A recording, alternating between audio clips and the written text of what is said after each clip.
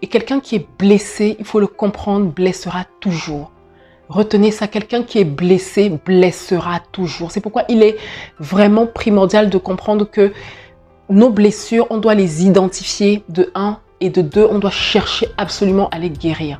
Parce que vous savez, comme les blessures physiques qui laissent des traces, si vous ne guérissez pas une blessure physique, à la fin de la journée, si elle s'aggrave, parce que vous n'avez pas pris soin d'elle, si elle s'aggrave, on peut vous couper la main pour cause de septicémie ou autre. C'est la même chose.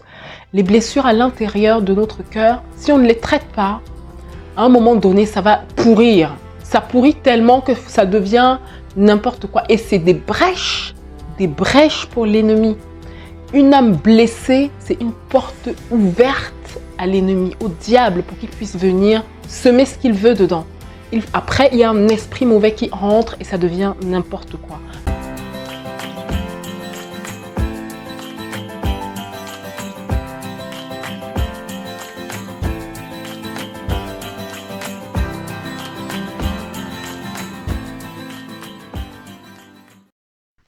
Hello, bienvenue, c'est Marianne. Ici, on parle de spiritualité et de tout ce qui peut t'aider à restaurer ton âme. Parce qu'une âme non restaurée est une bombe à retardement. Alors, si ce sont des sujets qui t'intéressent, abonne-toi et active la cloche des notifications pour ne rien manquer.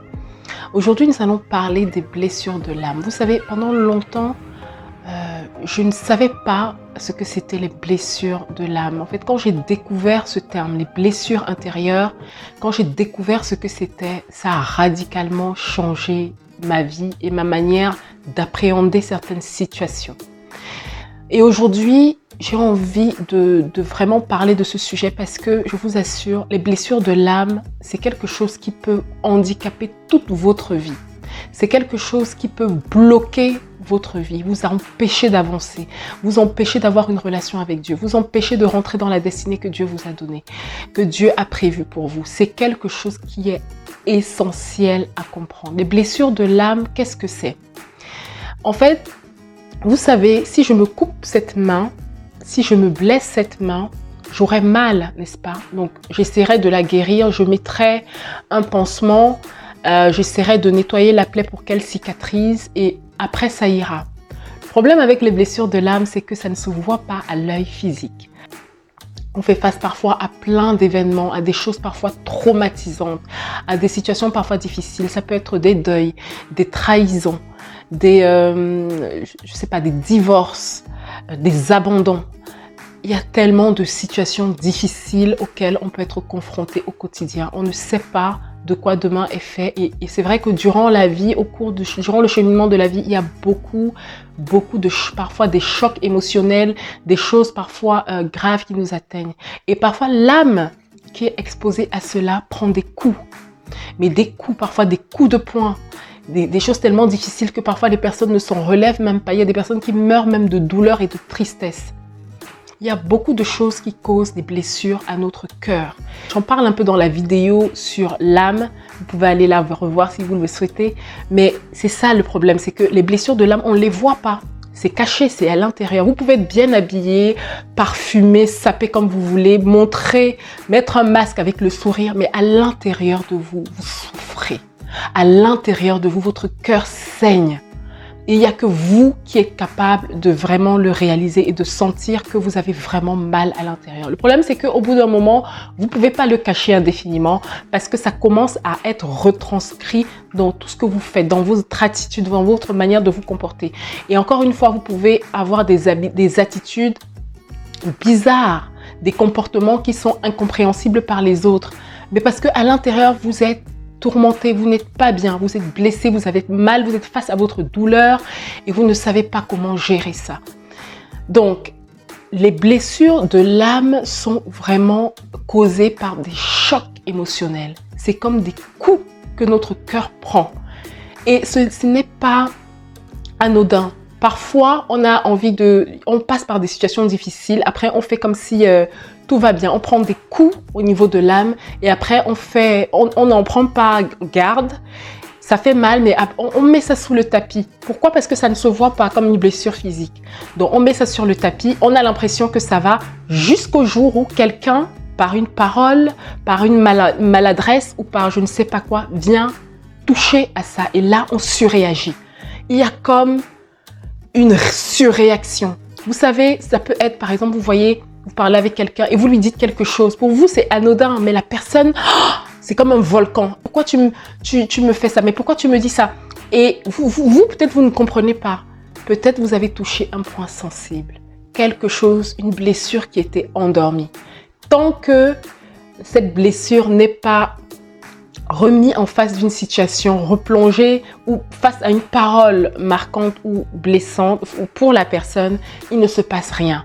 Mais la blessure est bel et bien là. La blessure est bel et bien là. Vous savez, bon, ça c'est propre à moi. Vous allez trouver ça peut-être bizarre, mais je vais le dire. J'aime écouter parfois des histoires. Vous savez, des personnes qui ont fait des choses graves.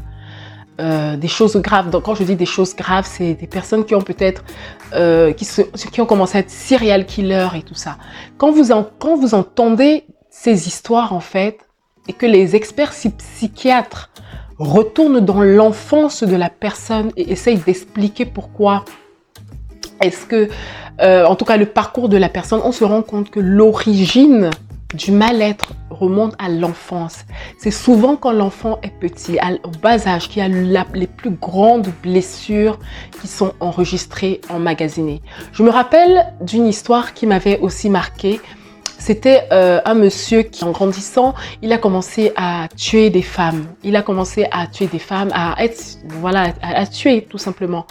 Et quand les experts psychiatres ont regardé son profil psychologique, ils se sont rendus compte qu'il parlait beaucoup des situations qui s'étaient passées dans l'enfance. Il racontait par exemple que une fois il est allé à l'école, il avait fait pipi sur lui et son père l'a obligé à partir à l'école avec les pipis sur lui.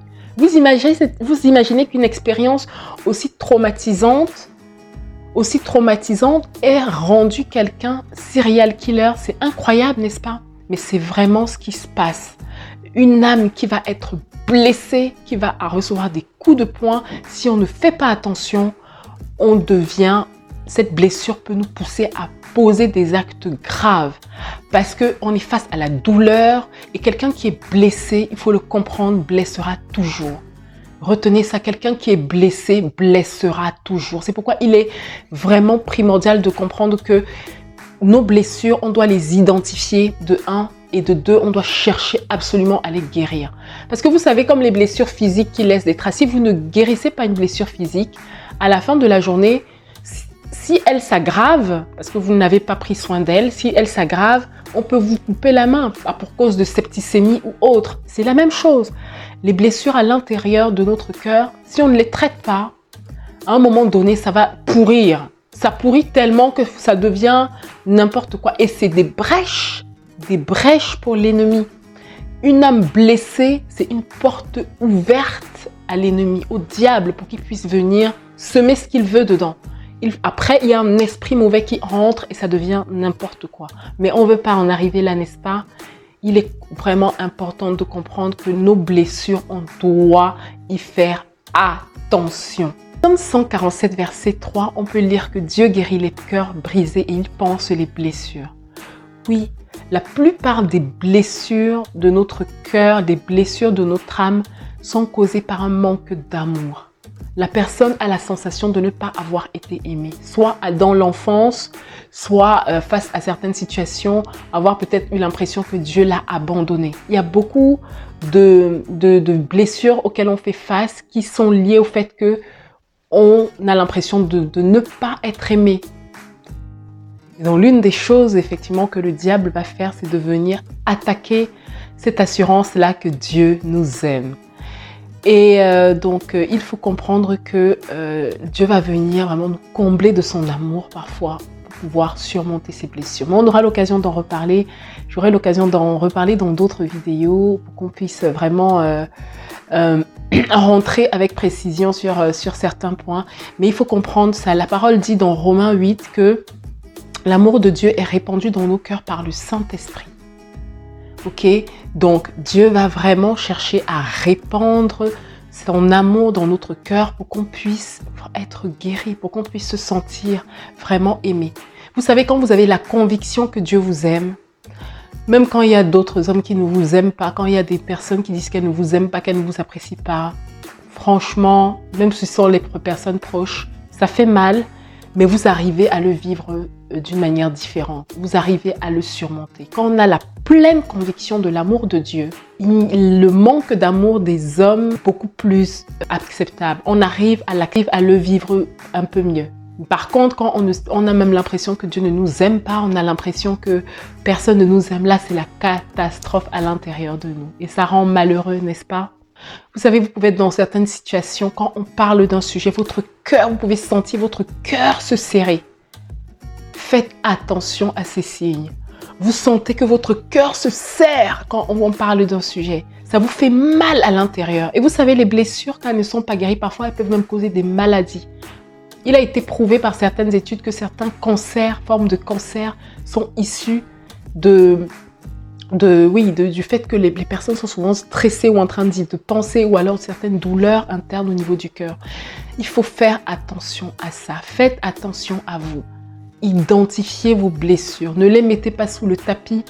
Ne les cachez pas sous un tapis et après, vous faites comme si de rien n'était. Prenez le temps de vraiment regarder à l'intérieur de votre cœur. Et une chose aussi importante à faire, c'est vraiment de demander à Dieu de vous révéler ces blessures. Parfois, il y a des blessures inconscientes, vous savez. Parfois, c'est tellement ancré en nous depuis qu'on est petit que c'est difficile en fait d'y faire face. Donc, identifiez vos blessures, présentez-les à Dieu. Personnellement, quand j'ai réalisé que les blessures de l'âme étaient quelque chose qui m'empêchait d'avancer, ça a été la grande révélation de ma vie. Il y a eu un avant et un après. Je ne savais même pas ce que c'était les blessures, encore une fois, de l'âme. Et quand Dieu a permis que j'en apprenne plus, ça m'a permis de guérir et d'avancer avec Dieu d'une manière plus forte. Donc si ça a été possible pour moi, ça l'est pour vous. Et je ne suis pas en train de prétendre ici que les situations auxquelles vous faites face ne sont pas difficiles ou autres. Loin de moi l'idée de venir diminuer, rabaisser les situations ou les événements que vous avez vécus. Parfois, il y a certaines personnes qui ont vécu tellement, et c'est ça aussi le problème de la vie, tellement des choses difficiles. On n'est pas égaux face aux situations et aux difficultés de la vie, aux événements, aux chocs émotionnels. Des personnes vont vivre certaines, tellement difficilement. Moi, je n'imagine même pas parfois être à la place de certaines personnes. Donc, loin de moi l'idée de juger de comment vous réagissez ou de ce que vous ressentez par rapport à telle ou telle situation injuste. C'est pas ça l'idée ici. L'idée, c'est vraiment de dire qu'il faut, de vous encourager à avancer, de vous donner vraiment, comme ça a été le cas pour moi, de vous donner vraiment cet espoir-là que Dieu guérit, il peut guérir, peu importe la situation à laquelle vous faites face, peu importe ce que vous êtes en train d'expérimenter en ce moment, Dieu peut récupérer cette douleur, il peut la récupérer. Alors ne vous privez pas de ça, il peut vraiment venir vous apaiser votre cœur, vous remplir de joie, de paix, c'est possible, entendez-le vraiment aujourd'hui. Et essayer d'avancer. C'est vraiment ce que je voulais partager avec toi aujourd'hui. Alors si c'est quelque chose qui t'a encouragé, qui t'a fortifié, partage-le avec nous en commentaire. N'oublie pas de t'abonner si ce n'est pas encore fait et de liker. Et je te dis à très bientôt pour une prochaine vidéo. Sois béni.